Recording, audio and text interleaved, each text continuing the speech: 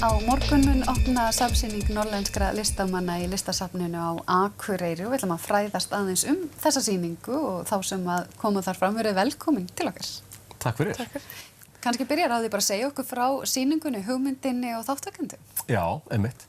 Þetta í annað skipti sem við erum með svona yfirlitssýningu, getur maður sagt, það sem að gerast í myndlist á Norðurlandi.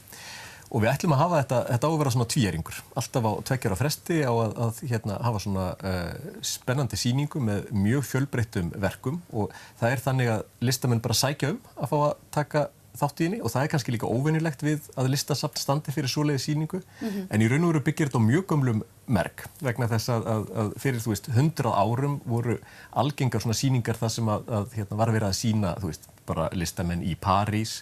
Þetta er líka ennþá í gangi, til dæmis í Kaupmannahöfn, í Charlottenborg er svona alltaf haustsýningar. Þessi sýning verður 21 listamaður, af því að við vorum með 30 síðast, en nú erum við bara með Ketilhúsið vegna byggingaframkvæmda í listasafnsbyggingunni sjálfri, en mjög spennandi verk, ólík, það eru málverk, skúlptúrar, teikningar, vídeóverk, innsetningar, þetta er bara öll flóran og mér sýnist að sé svona meðalaldurinn er frekar lægri heldur en fyrir 2 árum. Skemmtilegt. Já, ég held að þetta verði bara mjög áhugavert, litrík og fjölbreytt sýning. Viltu segja okkur aðeins frá þinni aðkomu og verkum? Já, ég skúlptúrlistamaður og ég að sýna 2 skúlptúra og einn þeirra er útskriftarverkefni mitt úr Listaháskólanum sem heitir Pottaplöntur og svo er ég með annað verk sem heitir Hundur í sólstól sem segir sig sjálft. sem gleðumann bara heitir. Segðu mér aðeins frá bakgrunniðinu, hvaðan ertu og hvernig hófst þinn ferill í listinni og áhugi? Já, ég er úr Reykjavík svona tæknilega en ég var alin upp á Norðurlandi og á Hólum í Hjaltadal meðal annars og þetta er svona sama gamla saga með alla listamenn meir og minna að ég var alltaf að teikna og svona og svo bara vissi ég einhvern veginn að ég vildi gera þetta að atvinnu minni. Og fórst í skóla? Já, ég fór í FBF fyrst á myndlistabraut og svo fór ég í Listaháskóla. Og hvert liggur leiðin þá núna þegar útskriftin er að baki? Já, það er spurning. Já. Til Akureyrar kannski? Já. Og Langanes í sumar. Og Langanes. Nú, hvert var að gera Langanesi? Ég er safnvörður þar í Sauðárneshúsi. Já, það er skemmtilegur staður. Já. Hvernig líst þér á það? Mjög vel. Og þú sér fyrir þér að þetta eru skúlptúrar svona það, af hverju viljurðu það form myndlistar? Það bara atvikaðist einhvern veginn þannig. Það er erfitt að útskýra það. Mér finnst voðalega gaman að vinna í höndunum og það bara einhvern veginn. Ertu ein af þeim sem svona langar að koma með skilaboð út í heiminn með verkunum þínum?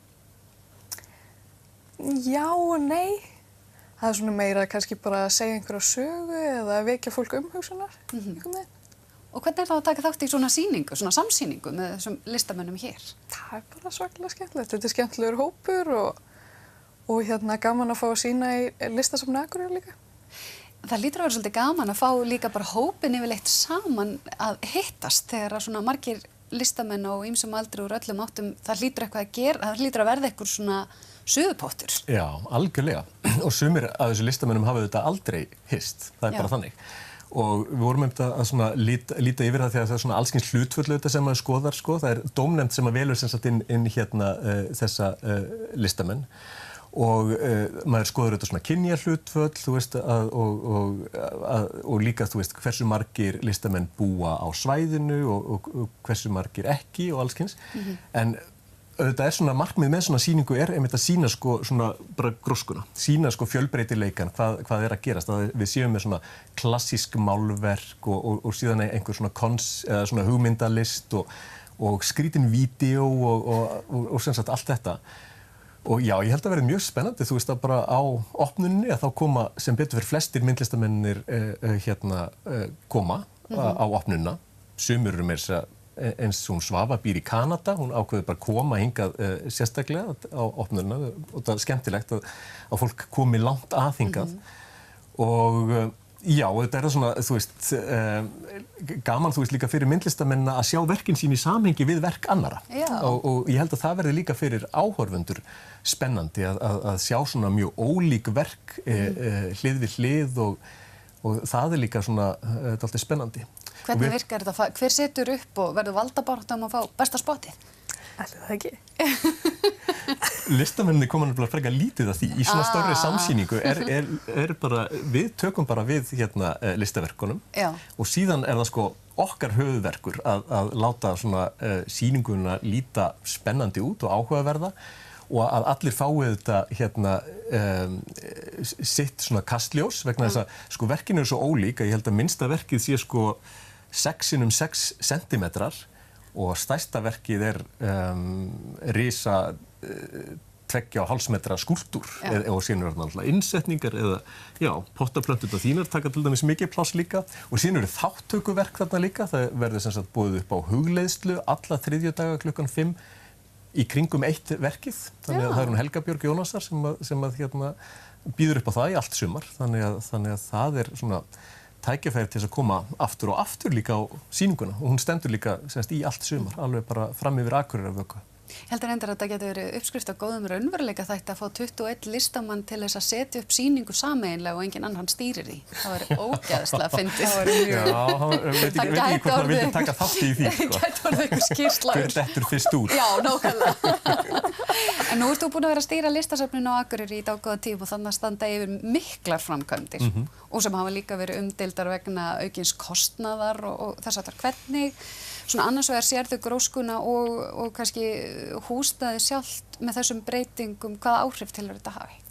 Þetta mun hafa alveg bara rosalega áhrif vegna þess að við höfum svo miklu meiri möguleika í nýju safni. Við höfum svo marga sali, safnið verður alltaf opið, bara allan ársins hring og við getum sko skipt sýningar í einstaka sölum og við höfum meira tækifæri til að sýna eldri myndlist, bara með sal sérstaklega í safneignarsýningu sem stendur kannski í 2 ár og síðan getum við haft líka unga myndlistamenn með hraðari sýningum í einum salnum og síðan þetta ofsalega mikilvægt, þú veist, að fá svona nýjan inngang í safnið, verði meiri bjóðandi og að fá litla safnbúð og kaffihús þar sem að fólk getur staldrað við og ég held að þetta hafi bara rosa góð áhrif líka á sko listagilið í heild, af því að þarna verður líka sko áfram listamannarekinni rými, það verða áfram vinnustofur, það verða gestavinnustofur og ég held að þetta geti allt svona virkað bara sem bara vítamínsbrauta fyrir listagilið og auðvitað fyrir Akureyri líka sem ferðamannabæ. Já. Er þetta óþægileg umræða þessi fjárhagsliðin á þessu? Hefur hún áhrif á ykkur eða er þetta bara bæjarpólitík sem þið skiptu ykkur kannski ekki af? Við reynum að skipta okkur ekki mikið af því sko. Ég held að eftir 5 ár hugsi enginn það hvort að þetta hafi kostað 400 milljónir eða 570 milljónir. Ég held að það sé bara þannig, vegna þess að þetta verður svo mikill segull og svo mikið stolt Akureyrar að ég bara vissum að allir bæjarbúar verði ánægðir með það þá. En auðvitað þegar að umræðan þá auðvitað snertir það mann. Auðvitað finnst manni það dálítið svona. Já, en maður reynir auðvitað bara að taka því og þannig er bara lífið. En ég meina grasrótin skiptir líka svo miklu máli í þessu sem að kostar lítinn pening en fær auðvitað blómstra og ég held að það er auðvitað alls ekki þannig að listasafnið sé að reyna að kaffæra eitthvað. Við fögnum því til dæmis þegar það er önnur sýning hinum megin við götuna sem að sýning þeirra sem var hafnað komist ekki inn í þessa sýningu í listasafninu. Það er frábært að svoleiðis sýning sé sett upp líka í Deiglunni. Alveg á sama hátt og það er dásamlegt að Kaktus er komin með eigið húsnæði í rýminu eða fyrrverandi dynheimum. Allt þetta vinnur saman og það er bara gott fyrir listalífið og bæjarlífið. Nákvæmlega. Að lokum, þú hlýtur að hvetja fólk til þess að mæta og taka þátt í að fagna með ykkur. Já, þetta gerir ég það. Hvað myndirðu segja við ykkur sem er að horfa og er kannski ekki svona listaspíra? Akkur ætti að mæta og kíkja? Það er bara gaman að koma og það er ekkert svo sem fólk segir ofta skilji ekki eða svoleiðis en það kannski skiptir ekkert höfuðmáli. Það skilur aldrei neitt hvað sem er. Þetta eru stórfengleg lokaorð og ég er sammálaður. Og við ætlum að halda áfram í föstudagsþættinum eftir augnablik.